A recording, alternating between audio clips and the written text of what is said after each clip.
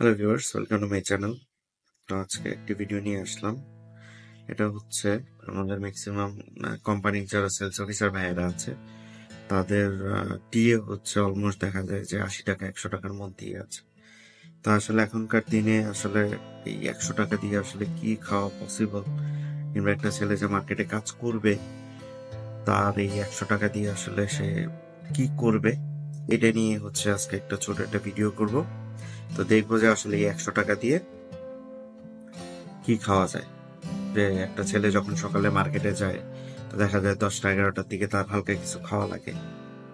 তারপরে হচ্ছে দুপুরে লাঞ্চ আছে, যেটা সবচেয়ে বড় একটা খরচের জায়গা। তারপর দেখা যায় যে মার্কেট শেষ করতে করতে হয়তো 6টা 7টা বেজে যায়। তো তখন হয়তো হালকা কিছু খাওয়া লাগতে পারে।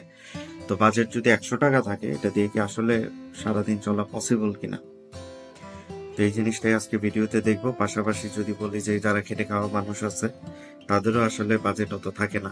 একটা লোক হয়তো সারাদিন কষ্ট করে ইনকাম করে 500-600 টাকা, তো তার যদি খাওয়ার পিছনে 100 টাকা অ্যাটলিস্ট বাজেট করে, তো এটা দিয়ে কি আসলে আদৌ এখনকার যুগে চলা কিংবা খাওয়া পসিবল কিনা।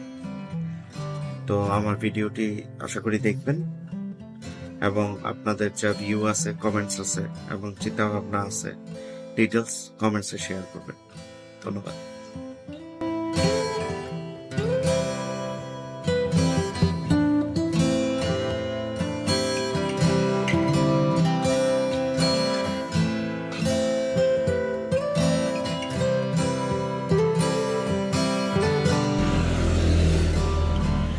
এখন বাজে হচ্ছে অলমোস্ট 3টা 2:55 বাজে। তো এখন হচ্ছে লাঞ্চ করবো। তো যেহেতু বাজেট স্বল্পতা, তো দেখি আসলে যে কম প্রাইসের মধ্যে কিছু পাওয়া যায় কিনা। তো যেহেতু বাজেট ছিল হচ্ছে মোটামুটি 100 টাকা, তার মধ্যে 20 টাকা চলে গেছে সকাল থেকে। তো এখন হচ্ছে লাঞ্চের জন্য যদি চিন্তা করি যে লাঞ্চের জন্য আসলে 60 টাকা হয়তো সর্বোচ্চ খরচ করা যাবে, যেহেতু লিমিট হচ্ছে 100 টাকা। তো এখন একটা হোটেলে যাব, রাস্তার পাশেরই ছোট হোটেল, দেখি যে আসলে এখানে কি পাওয়া যায়।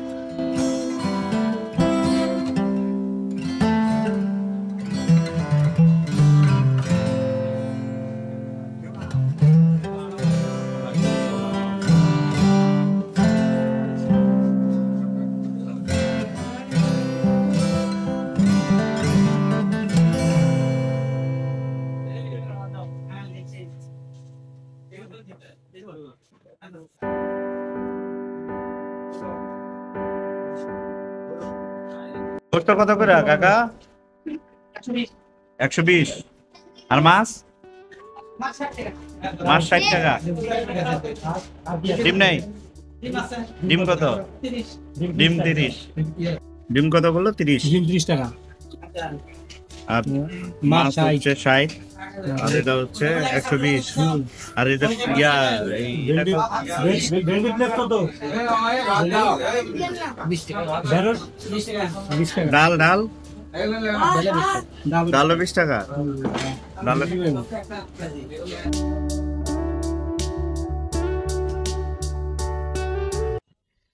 তো সারাদিন শেষে যদি এখন সামারিটা নিই, যে সকালে যদি নাস্তার বিষয় বলি, যে নাস্তায় যদি কেউ একটা চা অথবা একটা ছোট বনরুটিও খায়, তো দেখা যায় যে আসলে ওখানে প্রায় 20 টাকা চলে যায়।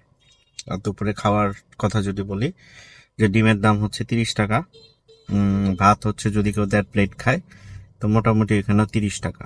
তো ডিম দিয়ে যদি খায় শুধু ডিম, ডাল ছাড়া, তাহলে মোটামুটি 60 টাকা চলে যায়। আর বিকালে যদি কেউ হালকাও কিছু খায় তাও এখানে 20 টাকা চলে যায়। তো মোটামুটি 100 টাকায় যদি বলি এটা ব্রেকডাউন, কিন্তু ডেলি তো আর কেউ আসলে ডিম এভাবে খাইতে পারে না। যদি একেবারে কম দেখি যে মাছের প্রাইস, তো 60 টাকা, ওটা তো দেখলেনি ভিডিওতে। তো আসলে 60 টাকা যদি মাছ হয়, ভাত হচ্ছে মিনিমাম 30 টাকা। তো 90 টাকার নিচে আসলে খাওয়া পসিবল না। আর ডিমের সাথে যদি কেউ ডাল নেয় তো দেখা যাবে যে আসলে 100 টাকায় আসলে কোনোভাবেই এখন ওইভাবে খাওয়া পসিবল না। আর আমরা যে হোটেলটাতে গেছিলাম ওইটা মোটামুটি হচ্ছে বলা যায় যে খুবই সাধারণ একটা হোটেল। এটা এরকম না যে খুব ভালো কোনো জায়গায় গেছি। তো একেবারে মোটামুটি অ্যাভারেজ একটা রুরাল মার্কেটের একটা হোটেলের মধ্যে গিয়েই প্রাইজের এই অবস্থা। তো একটা ছেলে যে যে আসলে 150 টাকা 200 টাকা দিয়ে পায়, সেখানে যদি বলি ডিএ অনেক জায়গায় হচ্ছে, অনেক কোম্পানি এখন পর্যন্ত 80 টাকা 90 টাকা 100 টাকা দিয়ে দিচ্ছে, কিন্তু এটা দিয়ে আসলে কোনোভাবেই একটা সেলস অফিসারের কিংবা যদি বলি পিএসআর এর সেলস রিপ্রেজেন্টেটিভের কোনোভাবেই পসিবল না আসলে। তো ম্যানেজমেন্ট কি চিন্তা করে আসলে এই ধরনের টিএডিএ পলিসি রাখে কিংবা করে, এটা আমার বোধগম্য না।